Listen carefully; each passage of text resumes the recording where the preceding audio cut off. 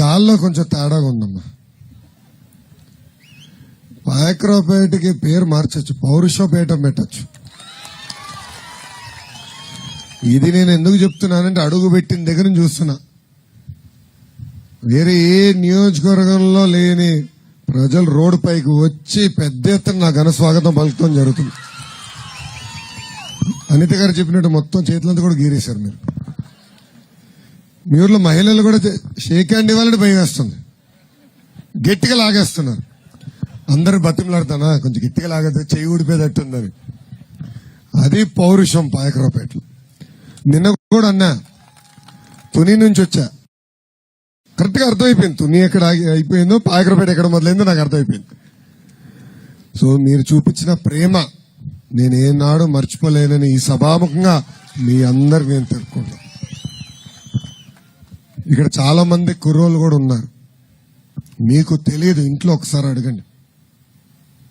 BC సోదరులకి రాజకీయ ఆర్థిక స్వాతంత్రం వచ్చిందంటే దానికి కారణం అన్న విశ్వవిఖ్యాత నట సార్వభౌమ స్వర్గశ్రీ నందమూరి తారక రామారావు గారు 1982లో తెలుగుదేశం పార్టీని స్థాపించి బీసీ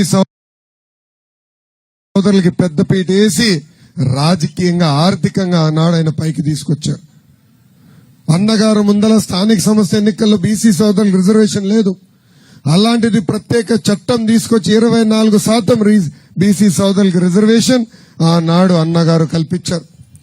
పెద్దలన్నట్టు అయ్యన్న గారు లాంటి ఎంతో మంది యువకులకి పార్టీలో అవకాశం కల్పించి మంత్రులుగా చేసి కేబినెట్ మీటింగ్ లో డైరెక్ట్ గా నేరుగా అన్నగారితో చర్చిస్తాం, విభేదించే హక్కు ఆనాడు అన్నగారు కల్పించారు. ఆనాడు దగ్గర నుంచి ఇప్పుడు చంద్రబాబు నాయుడు గారి వరకు బీసీ సోదరులకి అండగా నిలబడింది తెలుగుదేశం పార్టీ. ఆ 24% రిజర్వేషన్ ని మళ్ళీ 10% పెంచి 34% స్థానిక సంస్థల రిజర్వేషన్ కల్పించిన నాయకుడు మన నాయకుడు చంద్రబాబు నాయుడు గారు. బాబు గారు ముఖ్యమంత్రి పదవి కొత్త కాదు, 3 సార్లు ముఖ్యమంత్రిగా చేశారు. చరిత్ర ఒక్కసారి చూడండి. ఉమ్మడి ఆంధ్రప్రదేశ్ కి ముఖ్యమంత్రిగా ఉన్నా గాని, నవ్య ఆంధ్రప్రదేశ్ కి ముఖ్యమంత్రి అయిన తర్వాత గాని బీసీ సోదరులకి ఆదరణ పథకం తీసుకొచ్చారు. సబ్సిడీ ద్వారా ఎప్పుడు లేని విధంగా పనిముట్లు అందజేశారు.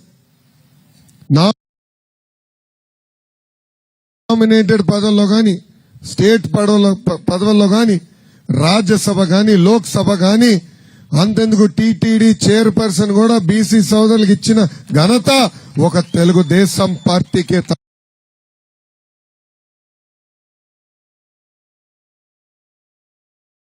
దక్కుతుంది. గౌరవం అనేది మనసులో ఉండాలి, మాటల్లో కాదు, మనసులో ఉండాలి.